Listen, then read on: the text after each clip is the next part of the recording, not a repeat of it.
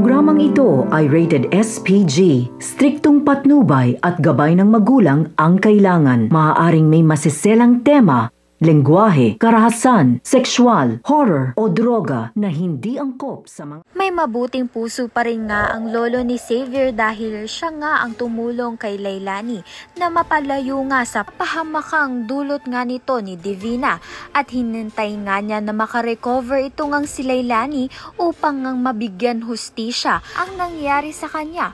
Ngunit tumaliwas naman nga itong si Adrian dahil nga ay obsessed na nga siya dito kay Charlene at kahit ano ay gagawin nga niya, mapasa kanya nga lang itong si Charlene. Kaya naman nga't humantong na nga itong si Adrian sa masamang plano dahil nakipagkonsyaba nga siya dito kay Divina na hindi nga niya ilalabas ang ebidensya na magpapatunay na si Divina nga ang nagtangkang pumaslang dito kay Leilani dahil parehas nga nilang gusto na maghiwalay na nga itong si Raymond at si Charlene.